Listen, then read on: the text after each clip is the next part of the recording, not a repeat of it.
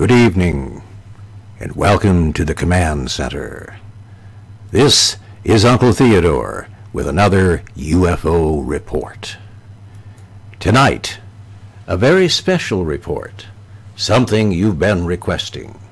In previous broadcasts, I've talked to you about the thought screen helmet, and lots of you have written in and said, "Oh, Uncle Theodore, how can we get some more information on that? That sounds like a very interesting thing." Well, here it is. And below the video, you will see links to the website and to the place where I bought my cap. Let's take a look at the fellow who's started this business. And it isn't really a business, it's a non-profit thing. He isn't selling these hats. The man's name is Michael Mencken.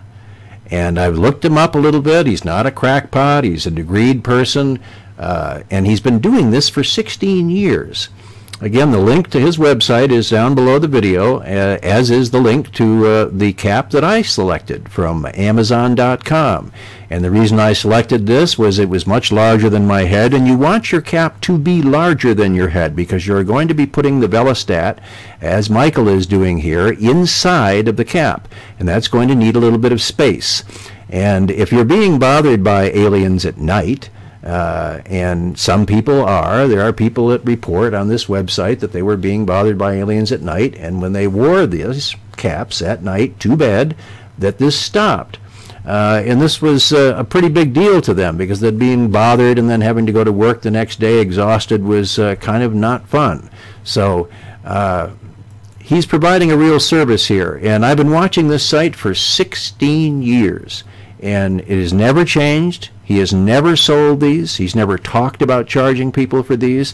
It's a service. He wants you to know how to make this, and he tells you how to make it. There are directions on how to make it. He tells you, about Velostat. There are tons of Velostat suppliers. You just Google that, and you'll find them all over the place. You can probably get in your car and drive and buy some if you're in a big city. And it works on blocking telepathic communications, not only from aliens, but from terrestrial folks. Let's say, why don't we call them unfriendly governments? Yes, let's call them unfriendly governments, or unfriendly anybody's who are trying to use thought control, trying to communicate with you telepathically to get you to do something that you don't want to do. Now, if any of you are well read on the subject of alien abduction, and I'm not here to convince you of the validity of that, I'm just here to tell you about the thought screen helmet. But if you've read about this, you know that there are aliens who communicate with people telepathically and say, "Go open that front door."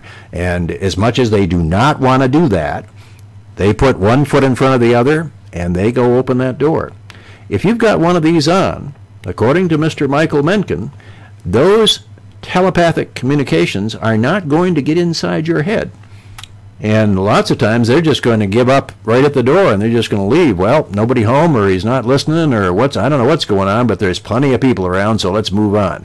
If they get inside the house, you want to have this chin strap on, and I'm going to have it on tight. And that's actually why I selected this model. If you have the chin strap on, this would be like what you were doing for wearing it for bed, for example. You'd want to buckle that on tight because a lot of people are taken in the middle of the night. 3 a.m. seems to be the most popular time. And if they come in the room, if they're already coming through the walls and that sort of thing, and they see you there and they try to give you commands, don't move, stay right where you are, don't do anything, and they see they're not getting through to you because you're not obeying them, they may try to take this off of your head. But some of these races of grays don't have joints on their fingers, so doing that is very difficult for them. So if you have this securely fastened, they're not going to be able to get it off. So what are they going to do? They're going to move on down the road to somebody who doesn't have a thought screen helmet. They might even check you off the list and say, "Hey, don't bother this person anymore. Don't waste your time over here because they got some kind of hat and we can't do anything about it. And there's plenty of other people to go get, so let's go get them." It's kind of a win-win in this hat, this cap, this with the Velostat in it, also blocks Earth people from fooling with your brain. There are, let's call them unfriendly governments, perhaps, or unfriendly corporations, or just unfriendly Earth people who may be, for whatever reason, attempting to control you or to make you do something that you don't want to do by sending telepathic communication to your brain. This will block that, according to Michael Mencken. And the reason why I think there might be something to this is this guy has been around forever, and he has never sold these hats. He is dedicated to spreading the word on this and showing people how to do it. And I mean, if he was selling these, he could probably get a couple $100 for them, but he's not. He's showing you how to make one for under $50. And if you've got a hat that'll already work, you're halfway there. Another $25, 30 tops, and you are good to go. Now, I'm not a good seamstress, and so I gave it to my girlfriend, and she sewed the Velostat inside. It appears to me from this photograph that he's not actually using a sewing machine. It looks like from this, there might be pieces of tape here, that he's actually taping it inside the hat in some sort of fashion. So there's probably a lot of different ways to attach the Velostat solidly inside the cap. And I actually would probably be better off calling this a cap as opposed to a helmet. A helmet would be more like a motorcycle helmet, something metal, not very practical to wear to bed, obviously. This would be much more comfortable. This is kind of a win-win, and I'm wearing mine now. And let me bend down so you can see it just a little bit better. And I've got the chin strap on, and it's very comfortable to wear. I chose, again, the double extra large. Get a triple extra large if you can. Get the biggest helmet you can get, or biggest cap you can get. You see where this has got the zipper on the side. That's for airflow. When you unzip that, you get a little air circulation, kind of important if you're going to wear it to bed. There are women who have made these and put the Velostat in fashion hats. There are a wide variety of caps and hats and things that this will work with. The Velostat is the main ingredient. You just want to get it in there. People have put them in fashion hats so they can wear them around and be protected during the daytime. People that are really being harassed want to have this on almost all the time they're awake, and when they're asleep they want this model with the chin strap on so that they're in better shape and can't be bothered. Anyway, there he is, Mr. Michael Mencken, and all the information on his website is right below the video. Also, the link for the one, the cap that I bought is there. It was $19.95, very reasonable, nice quality, easy to put the Velostat inside there.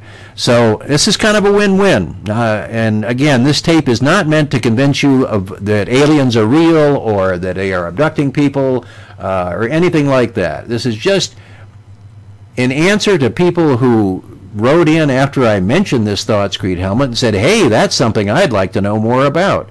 And I've gotten a lot of emails and about this, a lot of comments about this. So I decided, hey, why not make one myself and make a video so people will know how to do this.